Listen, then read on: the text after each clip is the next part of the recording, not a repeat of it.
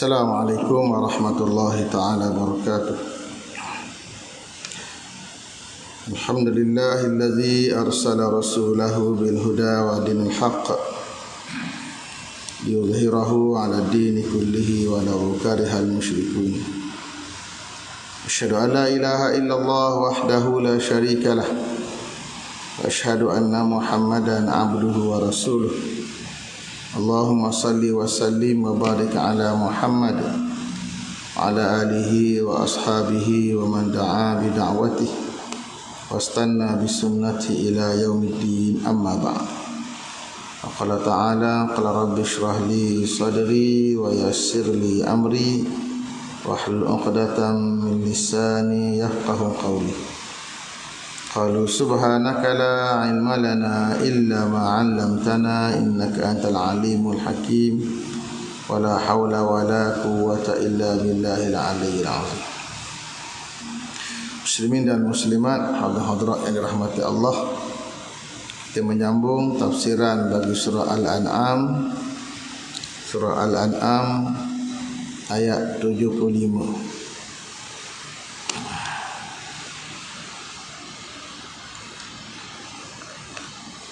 A'udzu billahi minasy syaithanir rajim. Wa kadzalika nuri Ibrahim malakutas samawati wal ardh wa liyakuna minal muqinin. Falamma janna 'alaihi al-lailu ra'a kawkaba qala hadza rabbi. Falamma afala qala la uhibbul afilin. Falamma ra'al qamara bazighan qala hadza rabbi. Falamma afala qala la illam yahdini rabbi la akunanna minal qaumid dallin. Falamma ra'a asy-syamsa bazighatan qala hadza rabbi hadza akbar. Falamma afalat qala ya qaumi inni bari'um mimma tusyrikun. Inni wajjahtu wajhiya lilladzi fatara as-samawati wal arda hanifan fama ana minal musyrikin. Wa hajjahu qaumuhu qala atuhajjuni fillahi wa qad hadan wa la akhafu ma tusyrikuna bihi illa an yasha'a rabbi syai'an wasi'a rabbi kulla syai'in 'ilma afala tadhakkarun. Wa kaifa akhafu ma asyraktum wa la takhafuna annakum asyraktum billahi ma lam yunazzil bihi 'alaikum sultana. Fa ayul fariqaini ahaqqu bil amni in kuntum ta'lamun. Alladzina amanu wa lam yalbisu imanahum bizulmin ulaika lahumul amnu wa hum muhtadun. Wa tilka hujjatuna atainaha Ibrahim ala qaumi narfa'u darajatin man nasha'u inna rabbaka hakimun alim. Sadaqallahul azim. Ayat 75 hingga 83 surah Al-An'am. Maksudnya, dan demikianlah kami perlihatkan kepada Nabi Ibrahim kebesaran dan kekuasaan kami di langit dan juga di bumi, dan supaya menjadilah ia dari orang-orang yang percaya dengan sepenuh-penuh yakin. Maka ketika ia berada pada waktu malam yang gelap, ia melihat sebuah bintang, lalu ia berkata, inikah Tuhanku? Kemudian apabila bintang itu terbenam, ia berkata pula, aku tidak suka kepada yang terbenam hilang. Kemudian apabila dilihatnya bulan terbit, dia berkata, inikah Tuhanku? Maka setelah bulan itu terbenam, berkatalah dia, demi sesungguhnya jika aku tak diberikan petunjuk oleh Tuhanku, nescaya menjadilah aku dari kaum yang sesat. Kemudian dia melihat matahari sedang terbit, berkatalah dia, inikah Tuhanku? Ini lebih besar. Setelah matahari terbenam, dia berkata pula, wahai kaumku, sesungguhnya aku berlepas diri dari apa yang kamu sekutukan. Sesungguhnya aku hadapkan muka diriku kepada Allah yang menciptakan langit dan juga bumi, sedang aku tetap dalam rasa tauhid, dan bukanlah aku dari kalangan orang yang membutuhkan Allah. Dan dibantah oleh kaumnya, ia pun berkata, katakan kamu membantahku mengenai Allah. padahal sesungguhnya ia telah memberi hidayah petunjuk kepadaku, dan aku pun tidak takut sebarang bahaya daripada apa yang kamu sekutukan dengan Allah, kecuali Tuhanku menghendaki sesuatu dari bahaya itu. Sesungguhnya pengetahuan Tuhanku meliputi tiap-tiap sesuatu. Tidakkah kamu mahu insaf mengenai pelajaran? Dan bagaimanakah aku hendak takutkan apa yang kamu sekutukan dengan Allah, padahal kamu tidak takut bahawa kamu telah menyekutukan Allah dengan sesuatu yang Allah tidak menurunkan sebarang keterangan kepada kamu mengenainya. Maka yang manakah di antara dua puak itu yang berhak mendapat keamanan jika betul kamu mengetahui?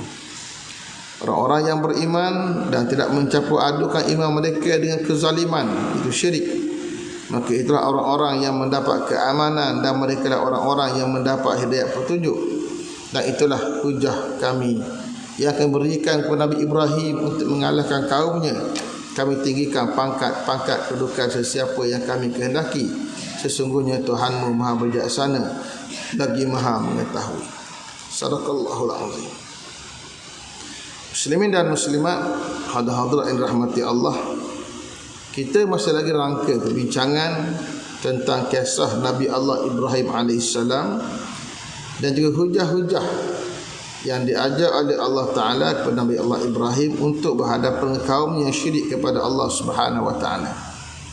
Dalam ayat yang lalu kita baca bagaimana Nabi Allah Ibrahim AS berkata kepada bapanya bernama Azar, menegaskan, kenapa kamu menyembah patung-patung, mensyirikkan Allah Subhanahu Wa Ta'ala. Maka sebagai sambungannya Allah jelaskan lagi tentang Ibrahim yang diberikan tanda-tanda kekuasaan Allah Subhanahu Wa Ta'ala untuk menjadi pedoman untuk manusia beriman kepada Allah Subhanahu Wa Ta'ala serta akidahnya. Ketahuilah wahai saudara, merenung kejadian langit dan bumi, mengajak manusia meyakini kewujudan sebenar-benar Tuhan. Demikianlah Allah Ta'ala memperlihatkan kepada Ibrahim agar beliau menjadi golongan yang yakin, sebagaimana firman-Nya dalam ayat 75, wa kadzalika nuri Ibrahim malakutas samawati wal ardh wa liyakuna minal mukminin. Maksudnya dan demikianlah memperlihatkan kepada Ibrahim kebesaran kekuasaan langit-langit dan juga bumi, dan untuk dia tergolong kalangan orang-orang yang yakin. Allah Ta'ala kalau kita lihat dalam Al-Quran, bila bercerita tentang akidah, tentang keyakinan, tentang iman manusia, Allah Ta'ala akan mengajak manusia merenung apa yang ada di sekitarnya. Dan tentulah yang paling dekat dengan manusia, langit yang dia junjung dan bumi yang dia pijak. Maka ayat-ayat mengajak manusia melihat langit, melihat bumi sangat banyak dalam Al-Quran. Termasuklah yang Allah ceritakan pada kali ini, Allah Ta'ala sebut wa kadzalika nuri Ibrahim malakutas samawati wal ardh. Demikianlah kami tunjukkan kepada Ibrahim malakut, kekuasaan, kebesaran, as-samawati wal ardh, langit-langit dan juga bumi. Minggu lepas saya sudah sebut, selalu bila Allah guna perkataan as-sama, langit, Allah gunakan jamak as-samawat, kerana merujuk tentang langit dalam ayat yang lain, sab'a samawatin tibaqa, Allah jadikan langit 7 lapis. Dan bila Allah sebut bumi, bentuknya mufrad, wal ardh, merujuk bumi tempat kita berpijak sekarang. Maka Allah sebut, kami tunjukkan pada Ibrahim kekuasaan langit dan juga bumi. Kekuasaan macam mana? Tak ada orang yang boleh menguasai langit. Tak ada orang. Manusia sangat kecil.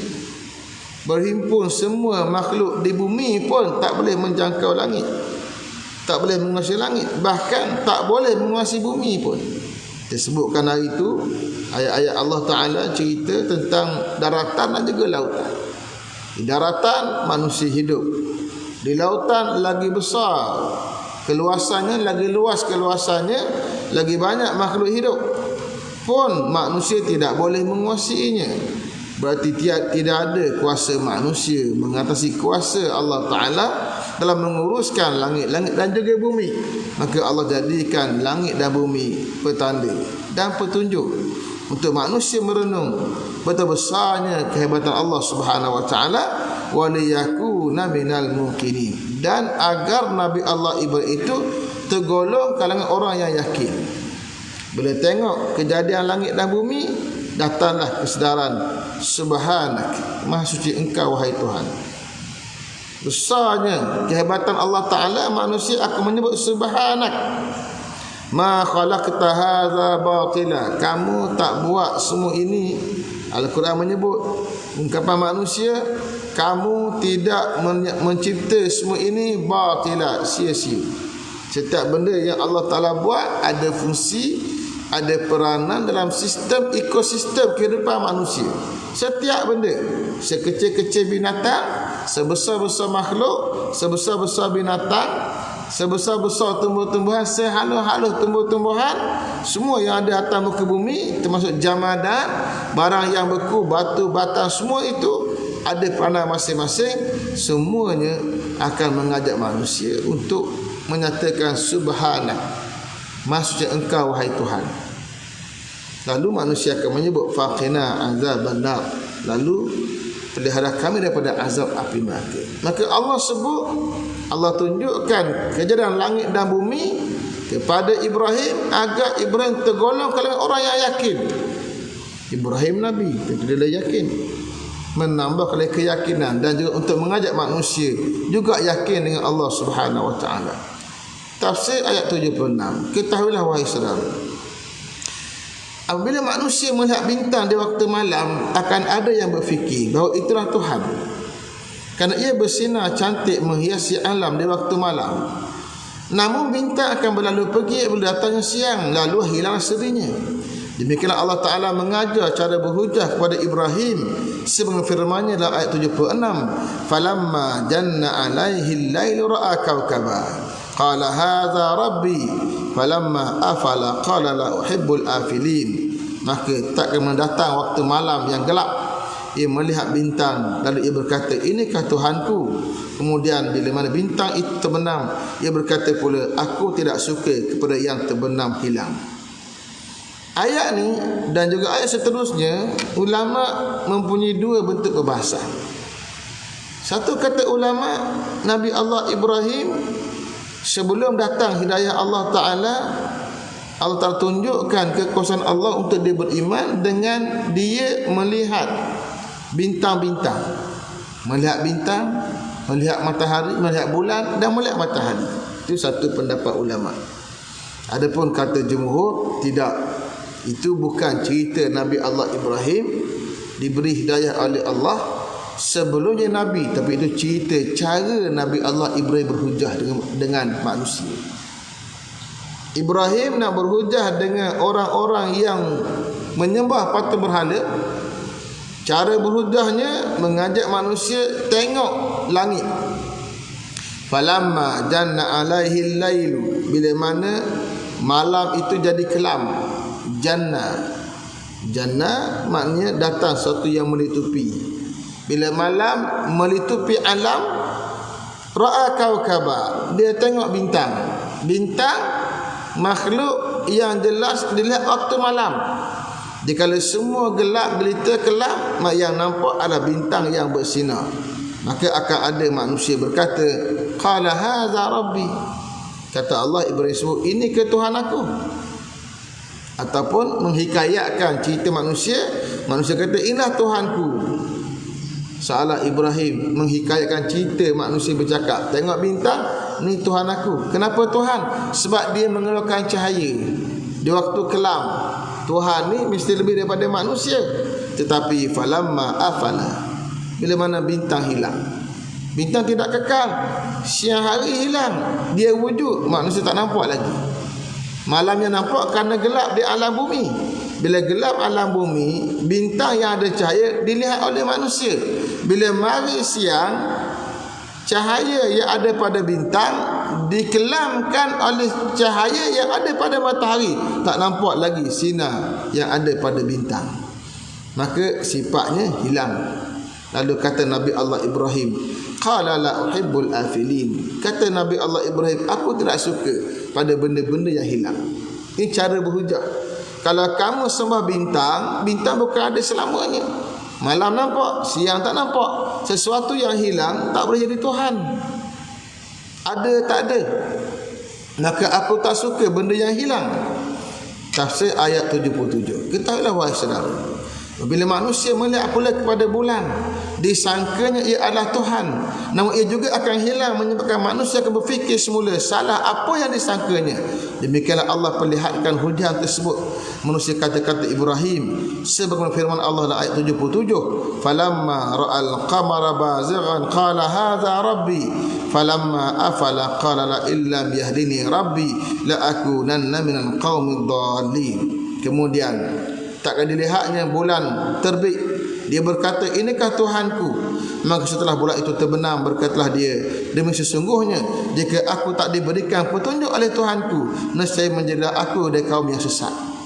Di waktu malam, kalau bintang tak ada, yang bersinarnya bulan. Bulan itu besar kelihatan di waktu malam. Bila bulan purnama mengeluarkan cahaya yang sangat besar menerangi bumi di waktu malam. Melihat kelebihan yang ada pada bulan yang bazighan, yang jelas pada mata manusia, akan ada yang berkata, ni Tuhan aku. Besarnya bulan berbanding bintang-bintang kecil. Pada mata dia mata kasar dia kecil, sedangkan bintang itu berkali ganda besarnya berbanding dengan bulan, sebab dia jauh, nampak kecil. Kajian ulama falak menyebut bahawa yang kita lihat bersinar di langit itu bukan lagi real. Itu hanyalah cahaya yang baru tiba. Sinaran daripada bintang telah berlalu, tapi cahaya baru sampai ke bumi. Yang kita nampak hanya cahayanya yang baru sampai ke bumi. Jauhnya perjalanan cahaya nak sampai ke bumi baru nampak. Sedangkan cahaya itu kelajuannya, sehingga manusia sebut kelajuan cahaya. Nak ukur kelajuan digambar dengan cahaya. Kelajuan cahaya, kita buka lampu suluh, lah tu sampai. Itu kelajuan cahaya. Kelajuan cahaya itu, bintang, jauhnya bintang, cahaya bintang tu walaupun dah laju baru sampai pada kita setelah tempoh masa yang panjang. Saya lupa berapa lama tempoh disebut oleh para ulama falak. Nak cerita hebat dah. Manusia tak nampak hebatnya bintang tadi, nampak bulan pula. Bulan yang dilihat bersinar itu, dia juga akan pergi. Falamma afala, bila hilang bulan, bila hilang, masuk siang hilang bulan, tak nampak lagi di mata manusia. Hilang juga cahaya dia di waktu siang. Qala, kata Nabi Allah Ibrahim, la illam yahdini rabbi, kalaulah Tuhanku tak bagi petunjuk. Itu menghikayatkan diri dia, menghikayatkan pemikiran manusia. Manusia akan sebut, kalau Tuhan tak bagi hidayah, mana perlunya hidayah Tuhan nak tunjuk benda yang sebenar. La akunanna minal qaumid dhalin, pasti aku tergolong kalangan kaum yang sesat. Sesat mana apa? Saya dah sebut banyak kali di sini. Sesat asal mana al-jahlu, tak tahu. Bila tak tahu akan berlaku sesat. Tak tahu jalan ke masjid seberang kaki kita ini, dia akan sesat. Maka bermula dengan tidak ada ilmu tentang hakikat ketuhanan, maka manusia akan tersasar, akan tersesat dalam mencari Tuhan yang sebenar. Tafsir ayat 78. Ketahuilah wahai saudara, apabila manusia melihat matahari yang besar berbanding bulan dan bintang lagi bersinar terang di waktu siang, akan ada yang menyangka ia merupakan Tuhan. Namun matahari juga akan berlalu pergi apabila datang malam. Demikianlah Allah bercerita tentang Ibrahim sebagaimana firman-Nya dalam ayat 78, falamma ra'a asy-syamsa bazighatan qala hadza rabbi. Maka tak kala dia melihat matahari bersinar, dia berkata, inilah dia Tuhanku. Hadza akbar, ini lagi besar. Falamma afalat qala ya qaumi inni bari'um mimma tusyrikun. Maka tak kala matahari terbenam, dia berkata, wahai kaumku, sesungguhnya aku berlepas diri daripada apa yang kamu sekutukan. Nabi Allah Ibrahim berhujah lagi dengan siang. Berlalu malam, datang siang. Cuba tengok matahari yang besar. Indah Tuhan pada pemikiran manusia, sebab matahari memberi manfaat, memberikan cahaya, menghidupkan bumi, menghidupkan kehidupan. Dengan sebab cahaya tadi, segala benda boleh hidup. Pokok-pokok boleh hidup, boleh subur, boleh segar, mengeluarkan pula kepada kita oksigen dan sebagainya, menyerap pula karbon dioksida, menjadikan bumi yang panas menjadi sejuk. Maka itu kelebihan yang ada pada matahari. Tapi matahari ini walaupun dikatakan besar, ini Tuhanku besar sungguh matahari berbanding bulan, berbanding dengan bumi, tapi akhirnya dia akan hilang juga bila waktu malam. Maka kata Nabi Allah Ibrahim, ya kaum, wahai kaum, kamu dah tengok semua hujahan akalnya, bulan bukan Tuhan, matahari bukan Tuhan, bintang juga bukan Tuhan. Maka kata Nabi Allah Ibrahim, ya kaum, wahai kaumku, inni bari'um mimma tusyrikun, aku berlepas diri daripada apa yang kamu sedang syirikkan sekarang. Pengisytiharan berlepas diri datang selepas hujah. Dah bagi hujah dah untuk manusia beriman, dah berikan keterangan juga. Lepas beri keterangan tak nak beriman juga, bari saya berlepas diri, tak nak kaitan kamu lagi. Maka ayat Nabi Allah Ibrahim berlepas diri Allah ulang lagi dalam banyak ayat lain, menjadi contoh pada manusia akhir zaman. Contoh bara'ah, pengisytiharan berlepas diri oleh Nabi Allah Ibrahim AS terhadap apa yang disyirikkan oleh kaumnya, dengan maksud di kala mana manusia, seorang nabi atau seorang pendakwah telah menjelaskan apa yang perlu dijelaskan, kaum masih lagi kekal atas dosa dan kejahatan, maka dia angkat tangan, dia dah buat serah pada Allah Ta'ala, dia ke tempat lain pula untuk berdakwah, menyeru orang lain pula. Tafsir ayat 79. Katalah wahai saudara, ungkapan manusia insaf tentang kejadian langit dan juga bumi ialah, aku menghadap wajahku kepada pencipta kedua-duanya. Demikianlah ungkapan Ibrahim sebagaimana firman Allah Ta'ala dalam ayat 79, inni wajjahtu wajhiya lillazi fataras samawati wal arda hanifa wa ma ana minal musyrikin. Sesungguhnya aku hadapkan muka dan diriku kepada Allah yang menciptakan langit dan juga bumi, sedang aku tetap dalam atas tauhid dan bukanlah aku dari kalangan orang yang menyekutukan Allah. Bila Ibrahim sebut, wahai kaum, aku berlepas diri, sambungannya bukan setakat aku berlepas diri, inni wajjahtu, aku hadapkan, wajhiya, wajahku, menghadapkan wajah itu lambang ketulusan. Qad nara taqalluba wajhika fis sama', kata Allah, cerita kisah peralihan kiblat.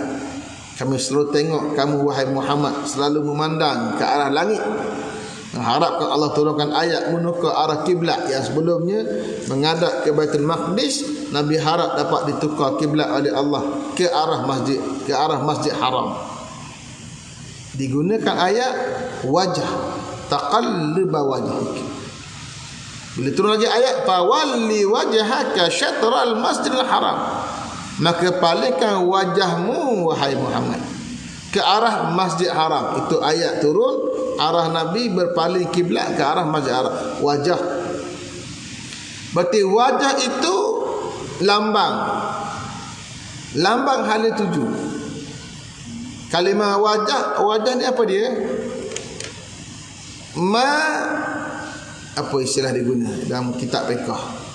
Apa yang ditatap oleh manusia, ma yuwajihul insan, apa yang ditatap oleh seorang manusia, itu wajah.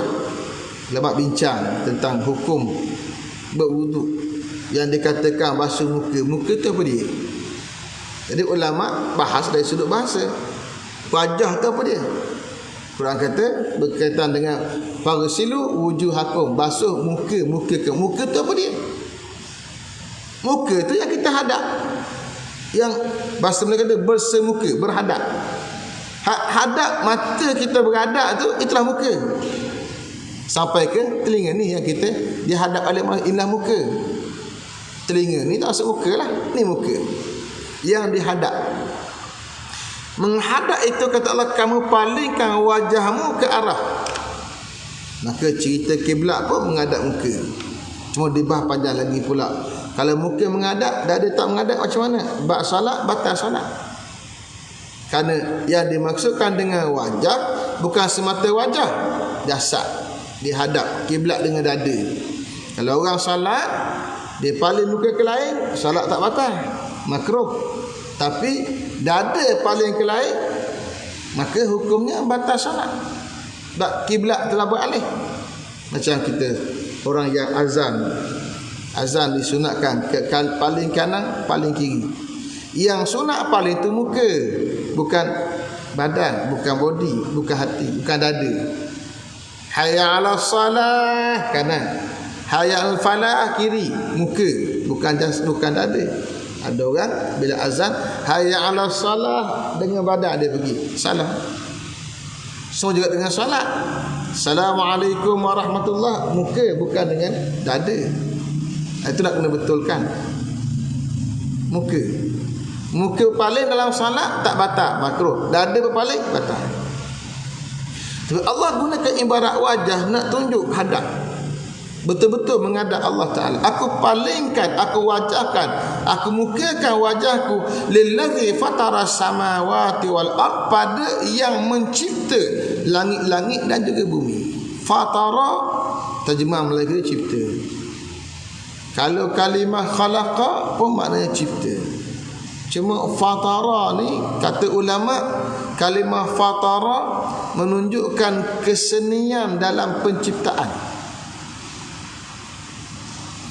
dan permulaan pada penciptaan. Seperti kalimah bada'an mula cipta, orang tak mula lagi, dia mula. Itu bada'an. Itu dari sudut bahasa Arab yang sangat halus. Bahasa Melayu kita semua dia kata cipta belakang atau reka, cipta dan reka. Bahasa Arab dia lebih halus dan detail. Hanifah, menghadap Tuhan dalam bentuk hanif. Hanif ni makna apa? Hanif ni tidak cenderung kanan, tak cenderung kiri, lurus terjemahan kita. Maka banyak orang yang buat terjemahan dia guna perkataan lurus. Menghadap wajah kepada Tuhan yang mencipta langit dan bumi dalam keadaan lurus. Lurus hati, lurus perasaan, lurus muka, hanif. Maka dipanggil agama Nabi Allah Ibrahim, agamanya agama Islam. Tapi digelar juga agama Hanifiyah. Agama Hanifiyah istilah ditujukan kepada mereka yang masih lagi menganut agama Ibrahim saki-bakinya ketika manusia di zaman Nabi telah menyembah patung berhala, mensyirikkan Allah. Yang ada lagi kekal dipanggil Hanifiyah. Hanifiyah itu agama Islam. Makna Hanifiyah pada lurus. Islam itu sifatnya lurus, suci. Wa ma ana minal musyrikin, dan bukanlah aku tergolong kalangan orang yang syirik kepada Allah. Itu perisytiharan. Bila mana menghadap Allah dengan lurus, tak ada bengkok kanan, bengkok kiri, tidak ada mensyirikkan Allah Subhanahu wa taala.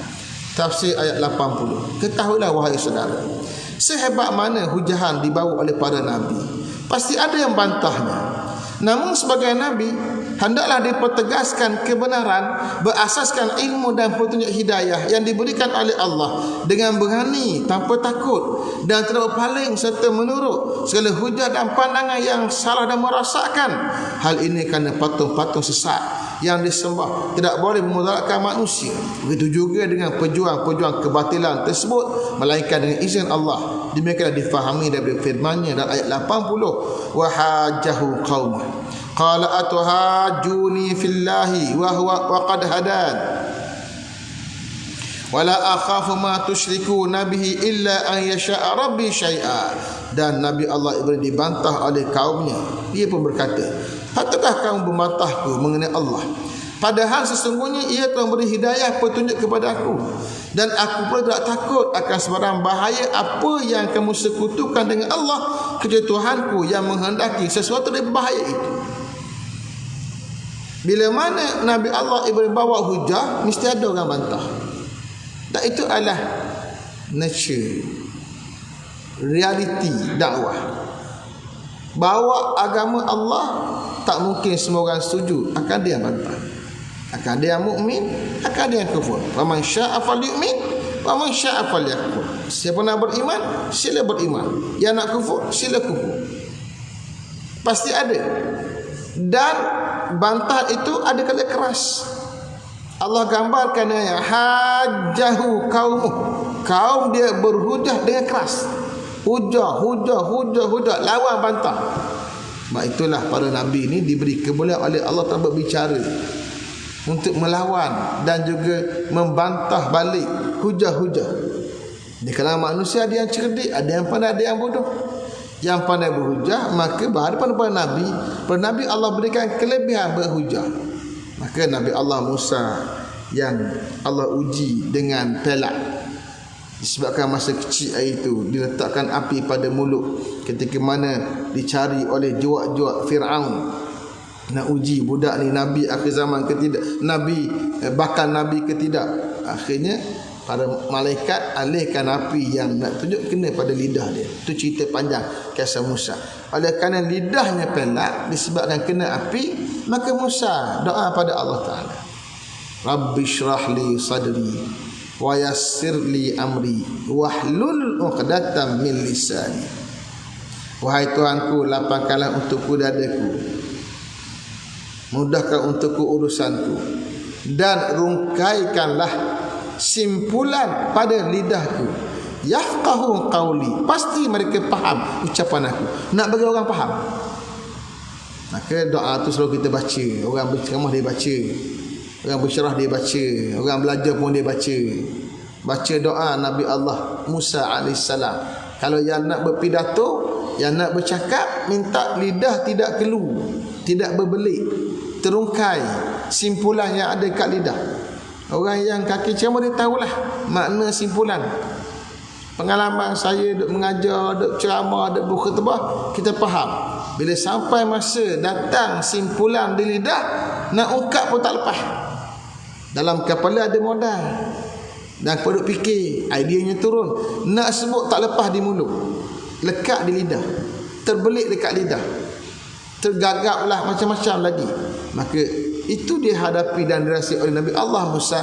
Maka diminta dengan Allah, wahlul, rungkaikan, uqdatan, simpulan, min lisani, dari lidah. Pasti yafqahu, pasti mereka faham, faqih, memahami dengan mendalam. Maka Allah bagi kepada Nabi kelebihan itu, dan Musa pun perkara itu, kerana ia diuji oleh Allah dengan pelak tadi. Maka bila kaumnya berhujah, maka Ibrahim berlawan hujah. Qala, kata Ibrahim, atuhajunani, adakah kamu semua berhujah panjang lebar dengan penuh kerah dengan aku fillah, tentang Allah, wa qad hadani, sedang Allah dah bagi petunjuk kepada aku. Hidayah lawannya dalalah. Kalau dalalah maknanya al-jahlu, makna jahil, maka hidayah maknanya al-ilmu. Hidayah lawan dalalah. Dalalah maknanya al-jahlu, maka lawan al-jahlu ialah al-ilmu. Maka dalalah, maka hidayah maknanya al-ilmu. Tuhan bagi hidayah pada, Tuhan bagi petunjuk pada, Tuhan bagi ilmu. Nak mari ke masjid ni, Tuhan tunjuk. Masuk kok ni, keluar kok ni, tengok sembok tu, akhir sampai Tuhan tunjuk. Kalau Tuhan tak tunjuk, jahillah kita, sesat. Tuhan dah bagi petunjuk. Ayat ini menunjukkan kepada kita bahawa para nabi, para pendakwah, dia kena tegas menyatakan, Tuhan bagi petunjuk pada saya, bagi ilmu pada saya, maka saya kena ikut ilmu saya, tak boleh ikut orang lain. Macam orang yang Allah bagi hidayah, macam orang yang Allah bagi ilmu, nak ikut orang yang tak ada ilmu dalam bab itu. Maka orang yang Allah bagi ilmu, dia kena ikut ilmu dia. Kalau dia ikut kejahilan manusia, berarti dia kufur dengan nikmat ilmu dia. Dia tidak aman dengan nikmat ilmu yang Tuhan bagi. Wala akhafu ma tusyriku nabihi, dan aku tidak bimbang terhadap apa yang kamu syirikkan. Orang-orang Arab, mereka selalu mengancam. Zaman Ibrahim pun mengancam, zaman Nabi mengancam, kalau kamu kata macam-macam pada patung-patung ini, nanti kamu kena sumpah patung. mengancam dengan mudarat, nanti kamu akan jadi sekian, nanti rumah kamu terbakar, nanti kamu akan susah, kamu akan begini. Ini ada keramat. Bahasa kita keramat lah. Keramat ni karamah ni kemuliaan. Ni ada kemuliaan ni. Kita boleh sebut keramat, berarti ada benda-benda pelik kat diri dia lah. Ini keramat ni, tak boleh kacau, tak boleh. Nanti kamu sumpah, kamu kata kat dia, balik pada kamu semua. Itu ancaman. Kata Allah, Ibrahim sebut, la akhaf, aku tak bimbang. Kenapa tak bimbang?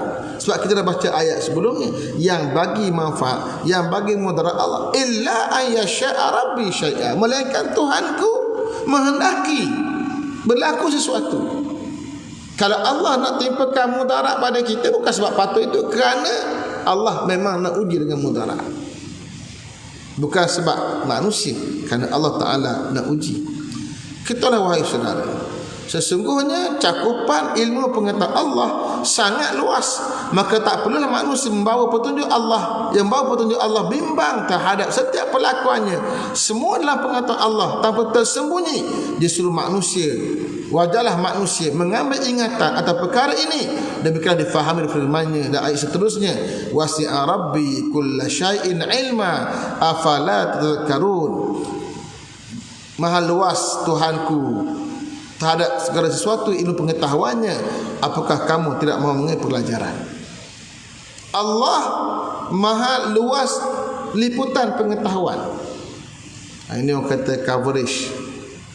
Tengok line internet, ada yang cover tempat sekian, ada yang tak cover. Bila ada pemancar yang tinggi, boleh cover. Itu kita perlukan alat. Allah cover semua, wasi'ah, luas. Apa yang manusia buat, apa yang orang kufur buat, niat dan hasrat nak mengancam Nabi, mengancam para Nabi, Allah dalam pengetahuan dia berlaku. Nak berlaku mudarat ke, nak boleh manfaat, dalam pengetahuan Allah. Afala tatazakkarun, tidakkah kamu ambil pengajaran, ambil ingatan? Allah peringatkan manusia untuk ambil peringatan. Ketahuilah wahai saudara, tidak wajar para Nabi dan pendakwah takut berhadapan golongan yang mensyirikkan Allah dan golongan yang sesat. Sedang golongan yang syirik dan sesat sendiri pun tidak pernah takut menyatakan kesesatan mereka.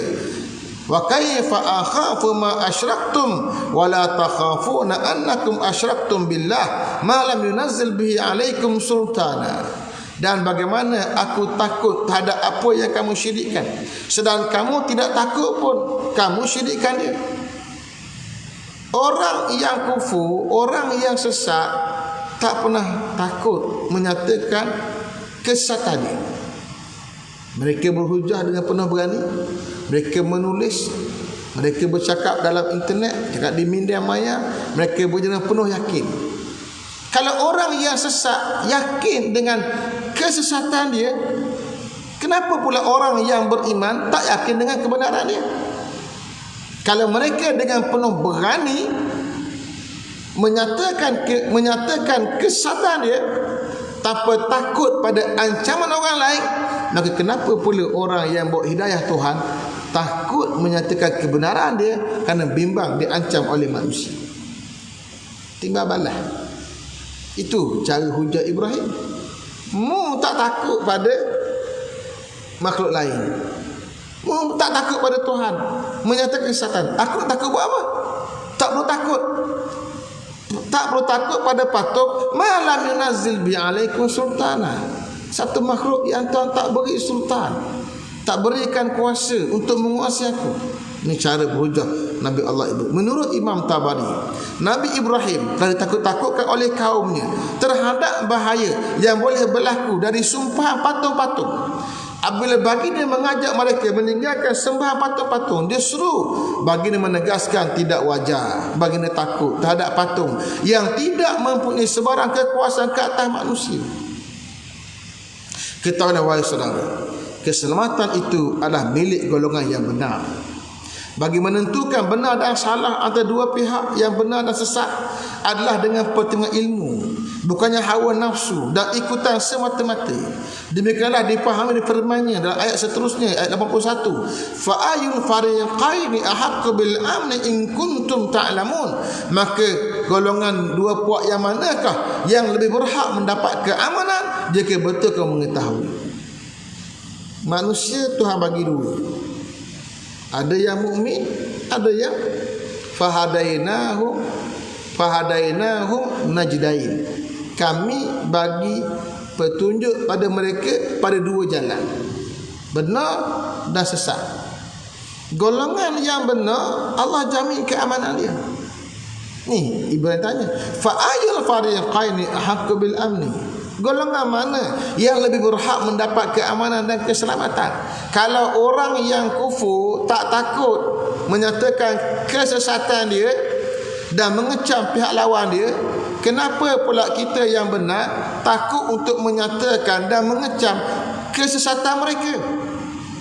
Antara dua puak ini, mana yang lebih berhak mendapat keamanan daripada Allah? Jawapannya orang yang beriman. In kuntum ta'lamun, kalau kamu tahu. Mana apa? Dengan ilmu pengetahuan kita tahu mana yang benar, mana yang salah. Ikut ilmu yang ada pada kita menyatakan kebenaran. Tafsir ayat 82. Ketahuilah wahai saudara, keamanan hati, jiwa dan jasad adalah milik golongan yang benar-benar tulus beriman tanpa sebarang campur aduk dengan pemikiran yang sesat lagi zalim. Mereka lah golongan yang sentiasa mendapat petunjuk Tuhan.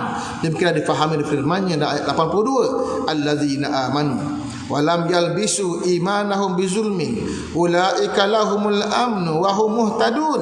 Orang-orang yang beriman yang tidak mencampur adukkan keimanan dia dengan kezaliman, mereka lah orang-orang yang mendapat keamanan dan mereka sentiasa mendapat hidayah. Iman kita dia naik dan turun. Dia naik bila banyakkan amal, dia turun bila mana kurang amal atau tambah kejahatan. Apatah dengan dosa syirik pada Allah Ta'ala.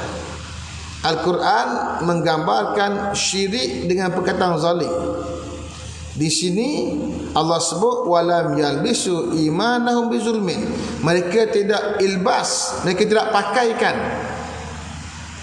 iman mereka dengan kezaliman. Iman itu ada dipakaikan dengan kezaliman, disalurkan kezaliman. Apa makna zalim kat sini? Syirik.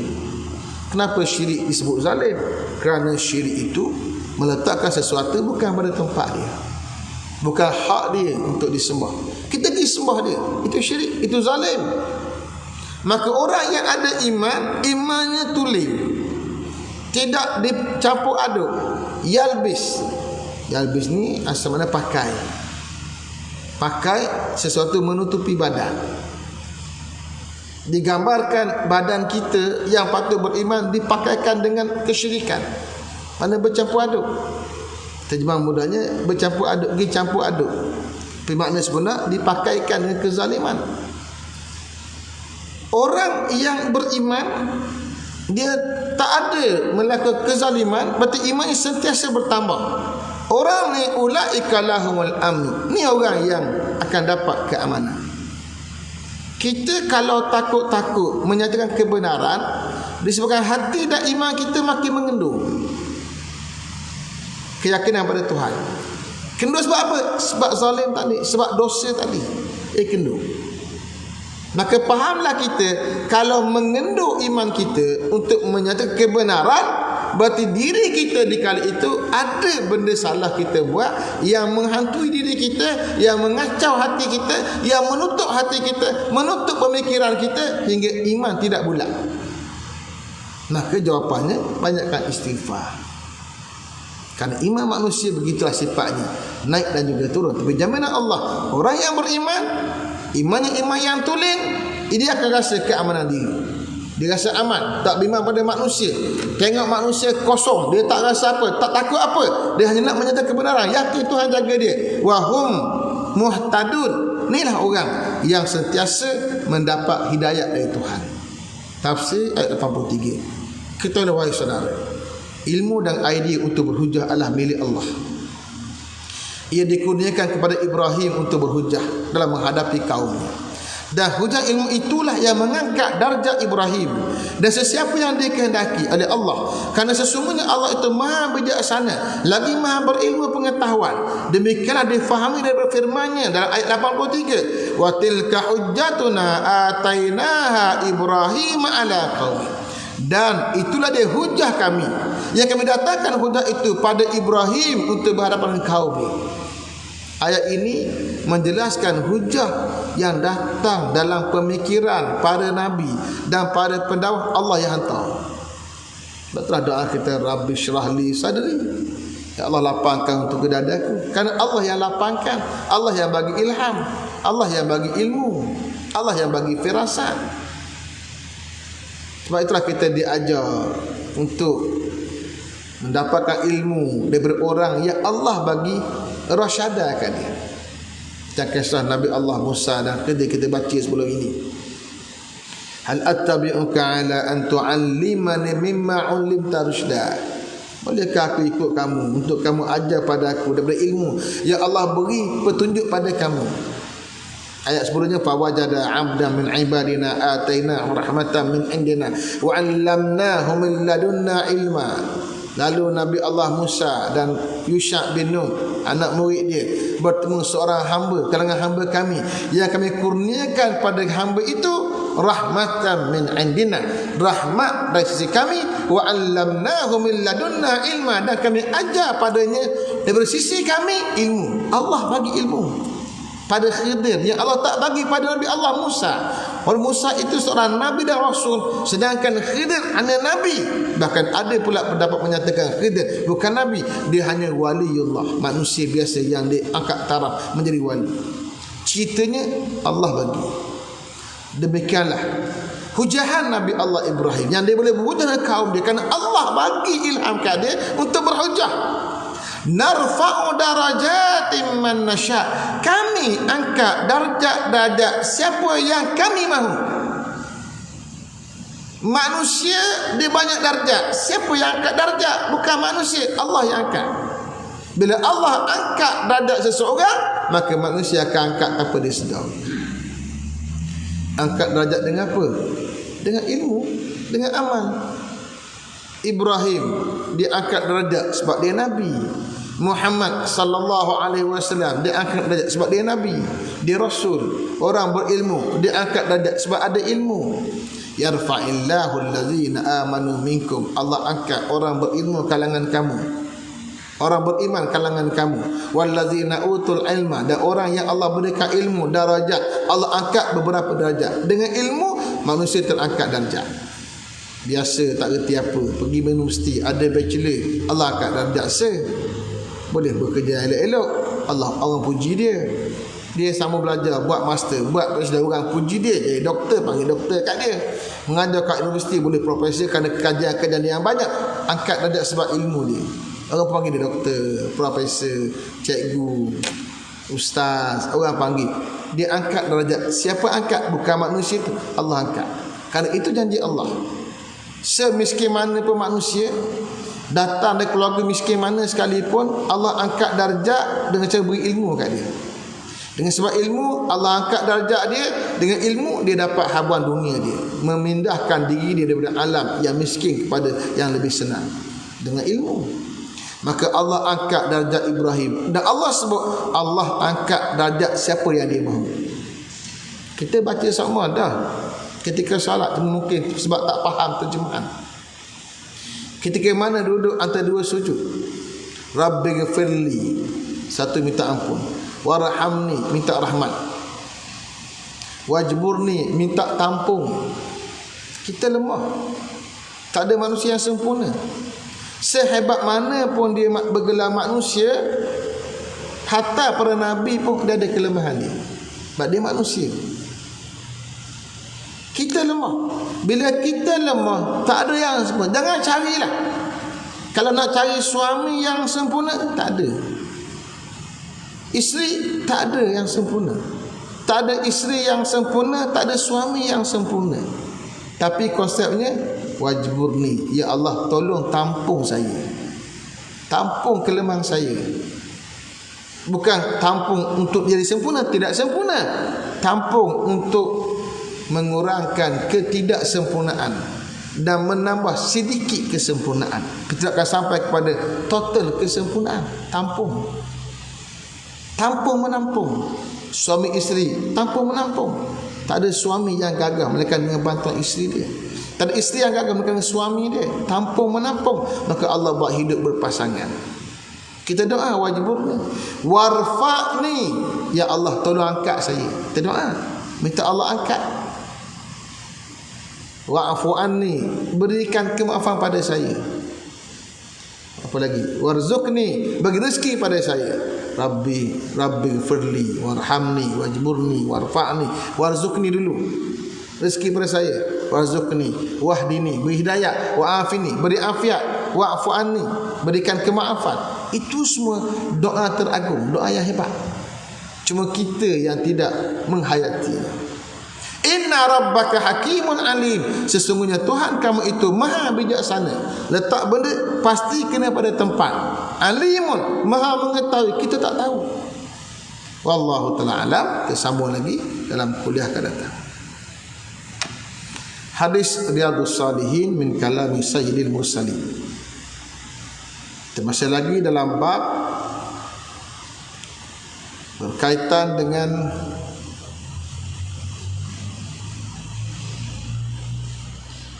birrul walidain, berbakti pada ibu dan juga bapa. Kita sudah baca beberapa ayat yang menjadi muqaddimah kepada bab birrul walidain, berbakti pada ibu dan bapa. Hari ini kita masuk hadis yang pertama.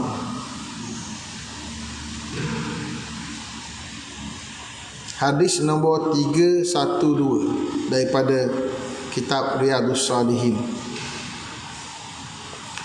Ketahuilah wahai saudara, untuk mendapat kecintaan Allah, wajarlah bagi setiap insan mengetahui amalan dan perlakuan yang paling disukai oleh Allah.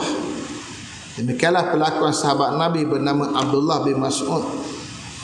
Apabila beliau bertanyakan baginda tentang amalan yang paling disukai oleh Allah, maka dijelaskan oleh baginda bahawa kebajikan pada ibu dan bapa antara amalan yang paling disukai oleh Allah selepas amalan salat pada waktunya, diikuti selepas keduanya amalan jihad di jalan Allah. Demikianlah sabda Nabi sallallahu alaihi wasallam sebagaimana berikut. An Abi Abdurrahman Abdullah ibn Mas'ud radhiyallahu anhu qala sa'altun Nabiy sallallahu alaihi wasallam, daripada Abi Abdurrahman namanya Abdullah bin Mas'ud, moga Allah meridainya, kata dia, aku bertanya Nabi sallallahu alaihi wasallam, ayyul amali ahabbu ila Allah taala, apakah dia amalan yang paling dicintai oleh Allah Subhanahu wa taala? Qala, kata Nabi, as-salatu ala waqtiha, salat pada waktunya. Qultu summa ayyu, aku bertanya kemudian apa lagi? Qala birrul walidain, katanya berkebajikan pada dua ibu dan bapa. Qultu summa ayyu, aku bertanya lagi kemudian apa lagi? Qala, kata Nabi, al jihadu fi sabilillah, berjihad di jalan Allah. Muttafaqun alaih, hadis disepakati oleh Bukhari dan juga Muslim. Saya sudah bahas sikit ayat ni, hadis ni pada minggu lepas. Cerita pertamanya ialah manusia yang cintakan Allah, tentu dia akan cari apa benda yang paling Allah suka. Seperti mana juga manusia bila mencintai seseorang, dia buat apa yang orang tu suka. Apa yang orang tu suka, dia buat untuk mendapat cinta orang tu. Maka demikianlah Allah Ta'ala, nak dapat cinta Allah, kena tengok apa yang Allah suka. Maka sahabat yang rakus nak dapat cinta Allah, dia tanya Nabi, apa dia amalan yang paling Allah suka? Dan bila Nabi jawab, jawapan Nabi akan berbeza. Hadis ni kita baca, Nabi sebut 3 secara turutan. Tapi dengan merujuk hadis yang lain, kita akan tengok banyak lagi hadis Nabi jawab soalan yang hampir sama, tapi jawapannya berbeza. Lalu ulama bahas, kenapa jawapan berbeza? Maka dijawab oleh ulama, berbeza kerana elok tak elok, afdal tak afdal satu amalan bukan hanya merujuk pada amalan semata-mata, tapi merujuk kepada kekurangan pada orang yang nak buat amalan. Kekurangan itu menjadikan amalan itulah yang paling afdal untuk diri dia. Kalau kekurangannya adalah bab salat, salat amalan afdal untuk dia. Kalau sekiranya menjaga mak ayah adalah kekurangan dia, maka itulah yang terbaik untuk diri dia.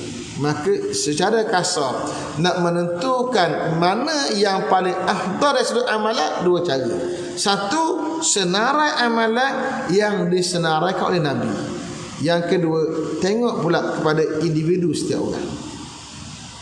Hadis ini tak merujuk pada apa-apa berkaitan individu yang namanya Abdullah, tapi ia merujuk secara umum amalan yang Allah Ta'ala suka. Apa dia?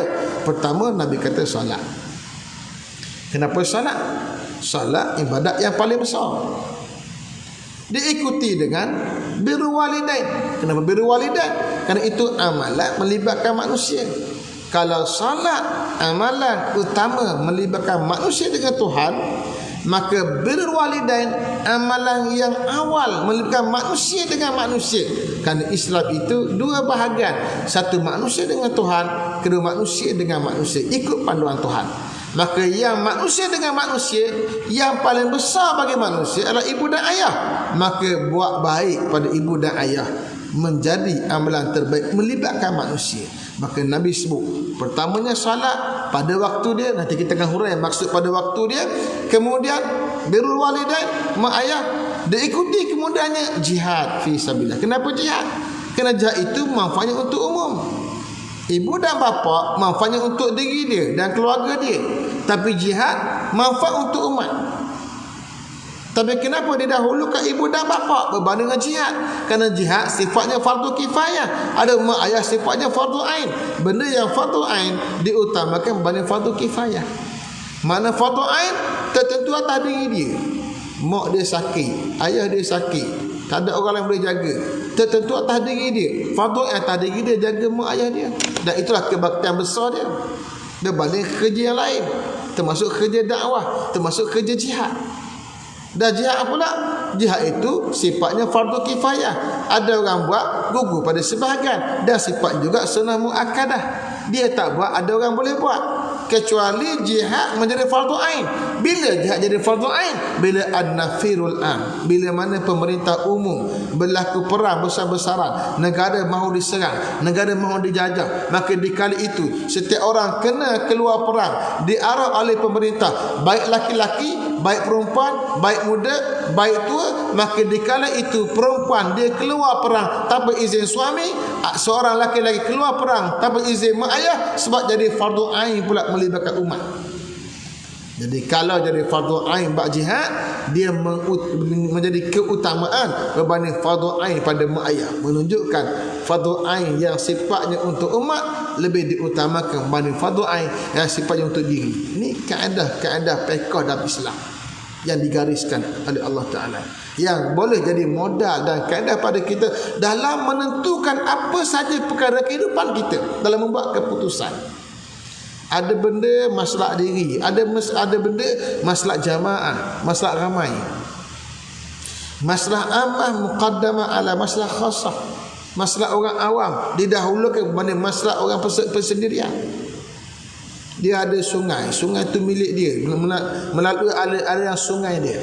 Maka aliran air pada sungai, di tanah dia milik dia untuk kebaikan diri dia. Tetapi jika dia halang air, dibuat saluran hingga akhirnya terputus sungai orang lain, dialih ke lain, mudarat pada orang lain, maka dia ada kaedah bahawa masalah ammah, masalah umum lebih aula berbanding masalah diri dia seorang. Itulah kaedah dia ambil. Bila kerajaan nak ambil tanah rakyat untuk dibuat pembangunan, ambil kaedah ni. Dia seorang. Sebab dia seorang tak boleh buat jalan. Sebab dia seorang tak boleh buat jalan. Maka kerajaan ambil kaedah utamakan hak awam ni. Kerana jalan ni ribuan manusia nak masuk, rumah seorang je. Tapi kena beri hak dia. Hak dia ganti, runding dengan dia, biar dia redha, dia puas hati, bagi bayaran yang memuaskan hati dia, pindahkan lain. Untuk apa? Masalah ammah. Itu kaedah. Tapi ada khilaf kalangan ulama dalam mazhab Hanafi, mazhab Syafi'i, dalam menentukan kaedah tadi. Nak pada tara mana boleh diambil tanah rakyat untuk masa amal. Itu ada perbincangan panjang, saya tidak berhasrat untuk mendetailkan, cuma khabar bagi tahu kaedah umum dulu dekat sini. Baik, perbahasan satu. Kenapa berbakti pada ibu bapa berada pada martabat kedua amalan dicintai oleh Allah? Ketahuilah wahai saudara, berbakti pada kedua ibu bapa menjadi amalan kedua yang disukai oleh Allah selepas salat pada waktunya. Hal yang demikian kerana salat ada hubungan manusia dengan Tuhan, pencipta dirinya, dan Tuhan yang menyampaikan segala nikmat kepadanya. Maka ia menjadi amalan terbaik yang disukai oleh Allah. Manakala berbakti pada ibu dan bapa adalah hubungan antara manusia sesama manusia, dan tentunya manusia pertama yang perlu dihubungi ialah ibu dan bapa, kerana keduanya adalah jalan untuk nikmat Allah sampai kepada manusia, itu nikmat kewujudan dan kelahiran ke bumi sebagai manusia. Saya dah jelaskan tadi. Mak ayah nikmat besar pada manusia ialah nikmat wujud. Nikmat wujud. Kalau tak wujud, dia tak mari nikmat besar iman dan Islam. Nikmat wujud dulu, wujud sebagai manusia, bukan wujud sebagai binatang, bukan wujud sebagai jamadat, barang-barang beku. Bila dah wujud sebagai manusia, itu nikmat besar. Datanglah nikmat yang seterusnya, nikmat iman dan Islam. Siapakah dia penyebab kepada berlakunya nikmat wujud? Penyebabnya mak ayah. Sebab ada mak ayah, Allah salurkan benih. Ikut mak ayah mengembung laka. Perut seorang ibu melahirkan anak. Mak ayah punca. Maka dia kata mak ayah punca kepada nikmat wujud. Dan Allah pula punca kepada sebenar-benar nikmat mewujudkan.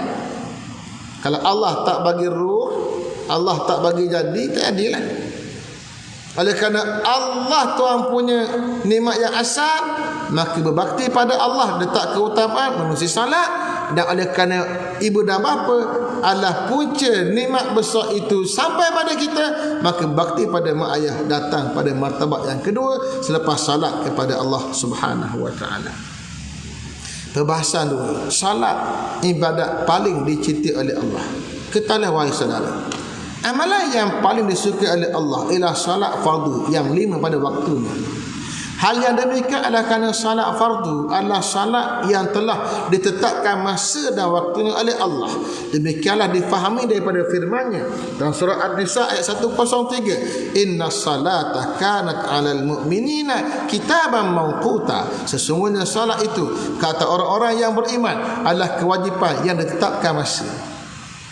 Allah Ta'ala buat ibadat namanya salat jadi amalan yang wajib bagi setiap umat sepanjang zaman, termasuk umat Muhammad sallallahu alaihi wasallam. Cuma untuk umat Muhammad diberikan hanya 5 waktu dengan pahalanya menyamai 50 waktu seperti disebut dalam hadis tentang cerita Mi'raj Nabi sallallahu alaihi wasallam. Tapi salat yang 5 itu juga ditetapkan masa dia. Untuk apa? Untuk jadi disiplin diri. Disiplin ketika beribadat.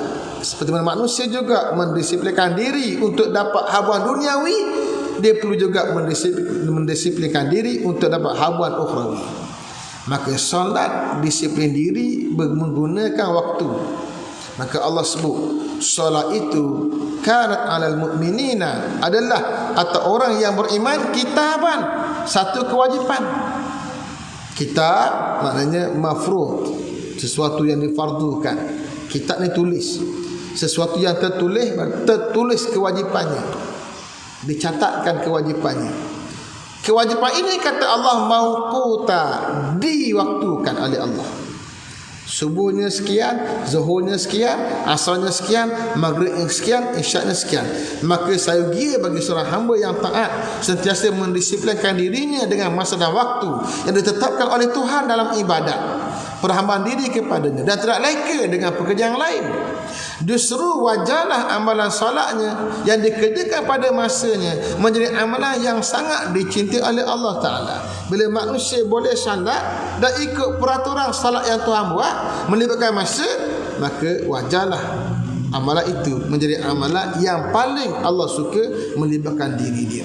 Perbahasan 3, hukum qada salat. Ambillah persoalan wahai saudara.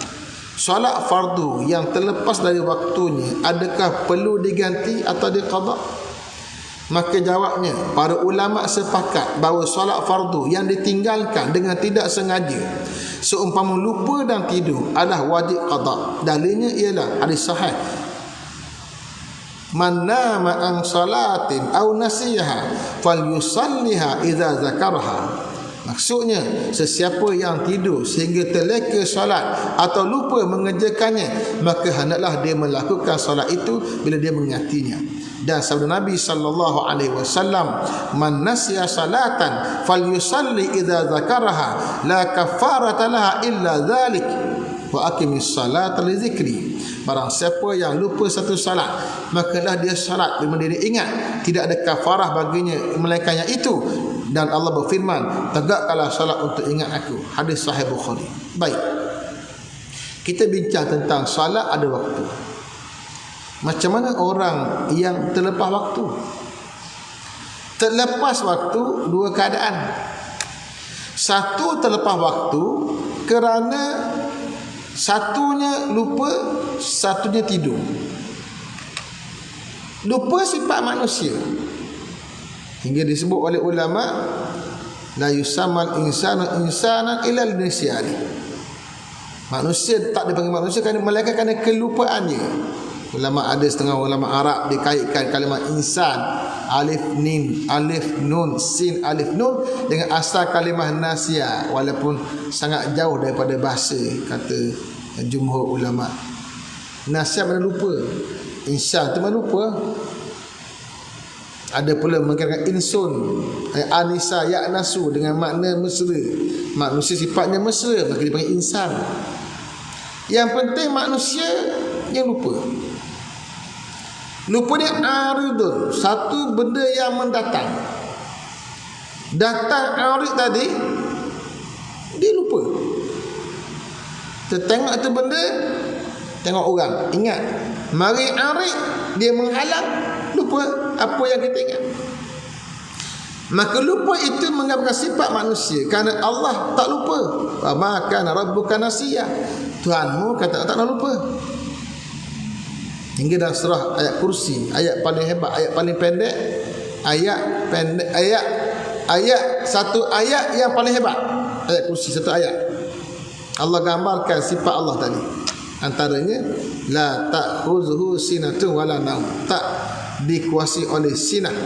Sinah ni muqaddimah pada nak tidur, mengantuk pada tahap yang pertama, tahap mula-mula. Bahkan tidur pun tidak.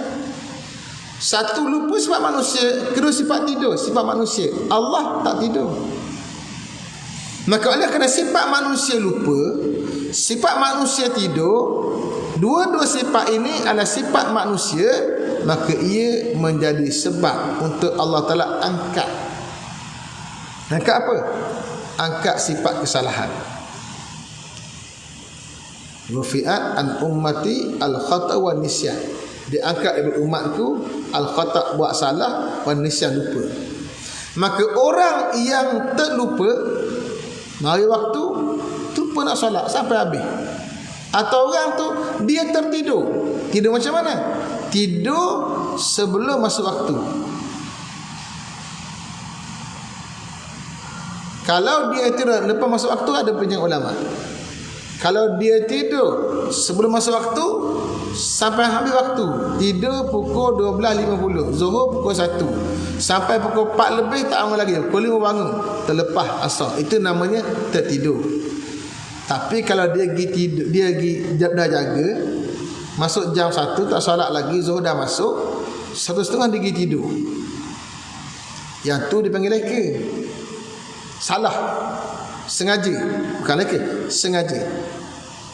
Dia tak solat, dia pergi tidur, dia tak masuk kategori ni. Yang nak bincang, dia ni tertidur, dia ni lupa. Kata Nabi, fal yusalliha idza zakara. Dia kena solat bila dia ingat. Lupa, ingat dia solat. Kalau tidak, bangun tidur je salat. Yang ni ulama sepakat, salat fardu yang tinggal sebab terlupa atau tidur wajib qada. Qadanya bila? Qadanya bila? Nabi jawab, qada bila ingat, dan mafhumnya lagi, qada bila mana bangun tidur. Baik, maksud bila ingat tu adakah ala tarakhi atau ala fauri? Hak kata ingat dia kena salat tu, kena salat segera ke ala fauri, bahasa Arab kata, atau ala tarakhi atau dengan tangguh. Maknanya sedar pukul 5.30 tak salat lagi Zuhur, sedar 5.30 terus salat 5.30 atau boleh tangguh? Maka jawab ulama boleh tangguh.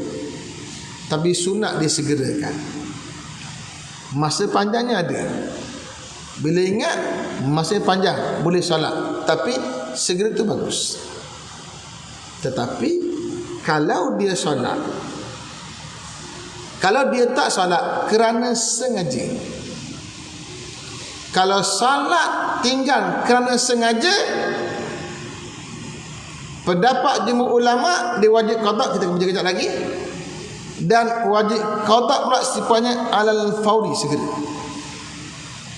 Adapun solat yang ditinggalkan secara sengaja, para ulama berbeza pendapat tentang hukum menggantikannya. Majoriti ulama berpendapat itu tak wajib diganti, manakala menurut Imam Daud Az-Zahiri, Imam Ibn Hazm Az-Zahiri, Ibn Taymiyah dan segelintir ulama mazhab Syafi'i menyatakan salat itu tak boleh lagi diganti dan kekal menjadi tanggungjawab tanggungan dosa sehingga dia bertaubat dan mohon keampunan Allah Ta'ala. Kalau solat memang sengaja tinggal, ulama khilaf. Jumhur kata bila dia tinggal dia sengaja wajib qada, bahkan lebih aula qada. Kalau yang tertinggal kerana lupa berkena qada, yang tinggal dengan sengaja, kias aulanya lebih aula lah qada. Itu pendapat jumhur, ambil kias aula. Pendapat segelintir pula ni pendapat mazhab Zahiri, Ibn Hazm, Imam Daud dan pada Ibn Taymiyah, dan ditarjihkan oleh sebagian ulama semasa, termasuklah tentang kuasa Lajnah Fatwa Saudi, dipegang oleh Ibn Utsaimin, dipegang oleh Ibn Bin Baz dan sebagainya, dan hingga menjadi polemik pula di tanah Melayu kita isu ini. Saya baca dalam internet polemik. Kita kata inilah pendapat ulama. Ulama kata wajib qada berdasarkan kaedah. Kalau yang terlupa pun kena qada, yang dengan sengaja lebih aula qada. Dan ulama yang kata tak payah qada ambil ke mana? Dia kata hadis tadi cerita tentang lupa. Nabi sebut bila ingat tertinggal solat sebab tidur, sebab lupa, bila ingat solat. Mafhum mukhalafahnya, kalau bukan sebab lupa, bukan sebab tertidur, tak payah qada. Dia ambil kaedah ke situ, mafhum mukhalafah. Dia panggil juga mafhum khitab. Yang ni bagi orang mengaji usul fiqh dia bahas panjang lah. Kita pegang pendapat jumhur tadi, wajib qada. Mereka yang nak pegang pendapat tak wajib qada terpulang. Bagi yang pegang pendapat wajib qada, qada itu kena segera. Ambillah persoalan wahai saudara, berdasarkan pendapat yang mewajibkan ganti solat yang ditinggalkan, adakah menggantikan solat itu hendak secara segera apabila mengingatinya atau boleh tangguhkan masa? Maka jawabnya, solat fardu yang ditinggalkan dengan tidak sengaja, seumpama terlupa atau tidur, sunat disegerakan qadanya sebab mengingatinya dan bukannya wajib. Adapun solat yang ditinggalkan dengan sengaja, wajiblah segera diqada tanpa tangguh. Selagi mana tidak diqada, maka dirinya sentiasa dalam keadaan berdosa. Kaedah kita pegangnya ialah kalau dia alpa, masa muda tak solat, dah tua baru dia sedar, dia kena segera qada apa hak dia ada, apa hak dia tinggal. Selagi tak qada dia berdosa. Dah nak qada 24 jam ke? Banyak tertinggal tu. Fattaqullaha mastata'tum. Bertakwalah kamu kepada Allah maksimal kemampuan kamu. Buat mana mampu. Tapi rasa bersalah atau apa yang berlaku mesti dikekalkan. minta ampun kepada Allah. Pendapat ulama yang kata qada, dia kata tak payah qada, tapi berdosa tak berdosa, dan dia kena sentiasa minta ampun dengan Tuhan. Dibeza dua pendapat ni, satu kata kena qada dan minta ampun, yang kedua kata tak payah qada tapi tak kena minta ampun. Dua-dua bertumpu pada pendapat mesti minta ampun, dia dosa besar. Dan kata-kata pendapat yang kata tak wajib qada ni, dia dah pegang awal lagi. Kaedahnya tak salat kufur. Ni pendapat sebahagian mazhab Hambali. Al-ahdu baini wa bainakumus salat. Janji antara kamu dengan aku salat. Faman tarakaha amdan faqad kafar. Siapa tinggal dengan sengaja dia kufur. Setengah mazhab Hambali ambil zahir hadis, dia kata tak sembahyang kufur. Dia kalau dah kufur dah sebab tak sembahyang, mana boleh qada dah kufur. Yang tinggal dia bertaubat balik pada Islam, bertaubat kepada Allah Taala. Tapi hak dia tak sembahyang jadi kufur tadi, tak ada qada dah. Itu pendapat perbahasan lah yang saya kata tadi.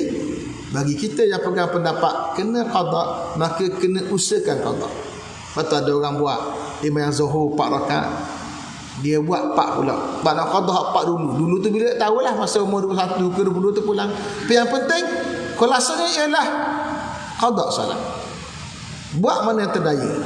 Minta ampun kepada Allah Ta'ala, kena rasa berdosa dan rasa bersalah, dan kena ingat orang lain yang pada waktu muda mungkin alpa kepada ibadat salat. Wallahu ta'ala alam. Kita sambung lagi insya-Allah pada minggu akan datang dengan hadis nombor 312.